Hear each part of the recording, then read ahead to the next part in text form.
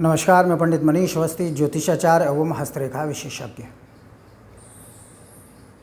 देखिए, बृहस्पति इस समय वृषभ राशि में गोचर कर रहे हैं। 1 मई 2024 वैशाख मास की कृष्ण पक्ष की अष्टमी तिथि, दिन बुधवार, दोपहर 12:55 पर बृहस्पति ने सूर्य के नक्षत्र कृत्तिका के द्वितीय चरण में प्रवेश किया और बृहस्पति वृषभ राशि में आ गए। इस राशि में भ्रमण करते हुए बृहस्पति 9 अक्टूबर को वक्री होंगे और 4 फरवरी को मार्गी हो जाएंगे, यानी कि राशि में आगे के अंशों में चलने लगेंगे। 14 मई 2025 दिन बुधवार, ज्येष्ठ मास की कृष्ण पक्ष की द्वितीय तिथि को बृहस्पति मंगल के मृगशिरा नक्षत्र के तृतीय चरण में प्रवेश करेंगे। रात्रि 10:35 का समय होगा और बृहस्पति इस चरण परिवर्तन के साथ मिथुन राशि में प्रवेश कर जाएंगे। कहने का मतलब यह है कि 1 मई 2024 से 14 मई 2025 तक बृहस्पति वृषभ राशि में गोचर करते रहेंगे। देखिए, गोचर का प्रभाव 2 रूपों में मिलता है। एक तो जन्म राशि के आधार पर फल प्राप्त होता है और एक जन्म लग्न के आधार पर फल प्राप्त होता है। यानी 2 रूपों में गोचर के ग्रह आपके जीवन को प्रभावित करते हैं। तो जिन लोगों का जन्म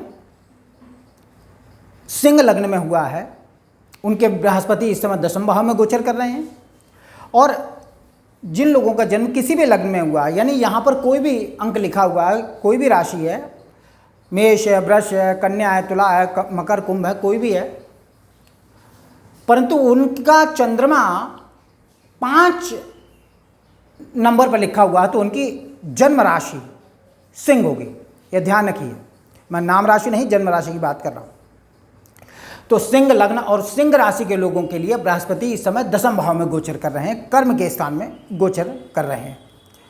तो गोचर के ग्रहों का जन्म राशि और जन्म लग्न के माध्यम से व्यक्ति विशेष को फल प्राप्त होता है, ये एक तरीका है। और दूसरा तरीका यह है कि जन्म के समय जैसी भी ग्रह स्थिति होती है, उस हिसाब से हमारी ग्रह दिशाएं चलती हैं और वह हमारे जीवन को दूसरी तरफ से प्रभावित करती हैं।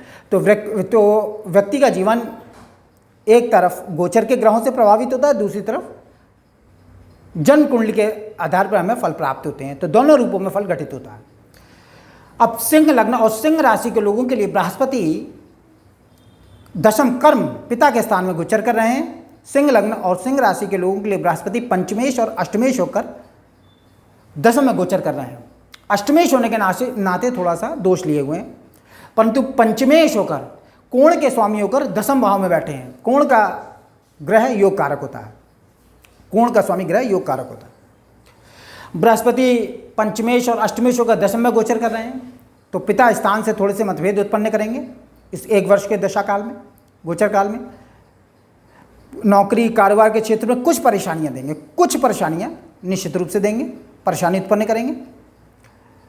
परंतु पंचमेश होकर 10वें भाव में गोचर करना बृहस्पति का विद्या, बुद्धि और वाणी की ताकत से कर्म क्षेत्र में सफलता दिलाने वाले होंगे, क्योंकि पंचमेश यानी सुत विद्या वाणी के मालिक होकर 10वें कर्म स्थान में बृहस्पति गोचर कर रहे हैं।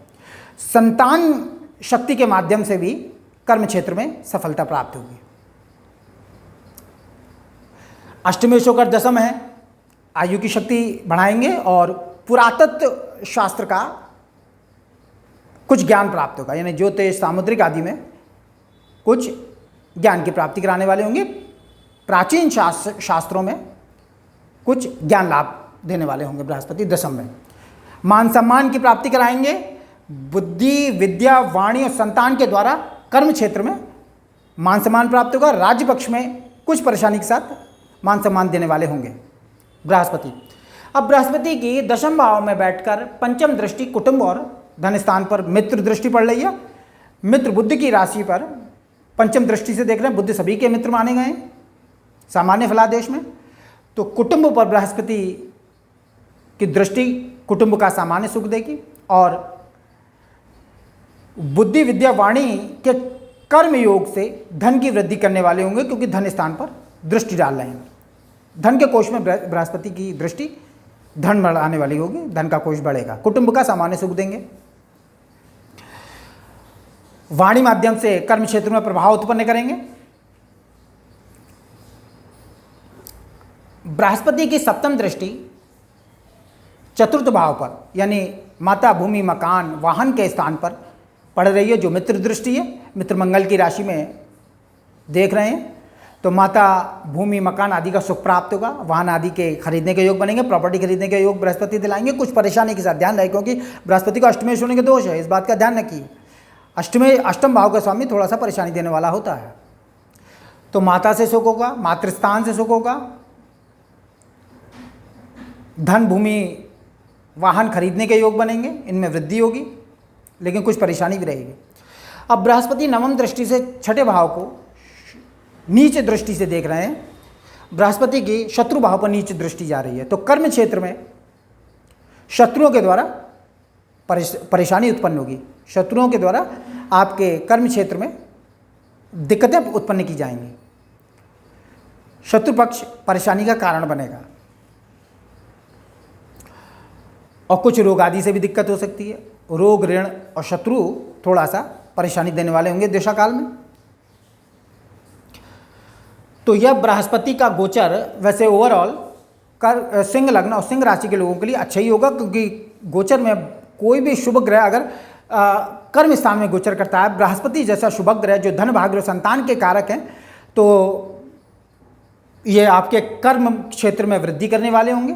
आपका मान सम्मान बढ़ाएंगे, प्रतिष्ठा में वृद्धि करेंगे, नौकरी और कारोबार में प्रमोशन के योग बनाएंगे, धन की वृद्धि करेंगे, कुटुंब का सुख दिलाएंगे, प्रॉपर्टी वगैरह को देने वाले होंगे। लेकिन ध्यान रहे, बृहस्पति को अष्टमेश होने का दोष है, इसलिए हर मार्ग में थोड़ी सी परेशानी भी देंगे, परंतु आयुष की वृद्धि करेंगे, पुरातत्व का लाभ देंगे, पुरातत्व विद्याओं में ज्ञान प्राप्त कराएंगे। जीवन की दिनचर्या में थोड़ा सा सुख देंगे, परंतु शत्रु पक्ष परेशानी उत्पन्न करने वाला होगा, इस बात का विशेष ध्यान रहे। तो जन्म लग्न और जन्म राशि जिनकी सिंह है, उनके लिए बृहस्पति का यह प्रभाव रहेगा। और जन्म काल से जो हमारे दशाएं, अंतर्दशाएं, योगिनी दशा आदि जो चल रही हैं, उनका अलग प्रभाव होगा। तो मोटा प्रभाव जन्म कुंडली का ही होता है, ये बात आप अच्छी तरीके से समझ लें। अगर जन्म कुंडली के हिसाब से अच्छा समय चल रहा है तो इस फलादेश में आपको वृद्धि देखने को मिलेगी। अगर जन्म कुंडली के हिसाब से दशाएं आपकी खराब जा रही हैं, समय खराब चल रहा है, तो ये गोचर थोड़ा सा कम लाभ दिलाने वाला होगा, ये ध्यान रहे। जन्म कुंडली का विशेष प्रभाव होता है। तो जन्म कुंडली के हिसाब से अच्छा समय, तो गोचर विशेष लाभकारी होता है अगर गोचर के ग्रह अच्छे हैं। और जन्म कुंडली के हिसाब से अगर आपका समय खराब चल रहा है तो गोचर के ग्रह कोई विशेष फल देने वाले नहीं होते हैं, ये ध्यान रखिए। तो मैं अपनी बात इस वीडियो में यहीं पर समाप्त करता हूँ। अगर किसी को कुछ पूछना हो तो कमेंट में पूछ सकते हैं। वीडियो अच्छा लगा हो तो लाइक करें, अच्छा न लगा हो तो डिसलाइक करें। मेरे चैनल पर पहली बार आए हैं तो सब्सक्राइब कर लें।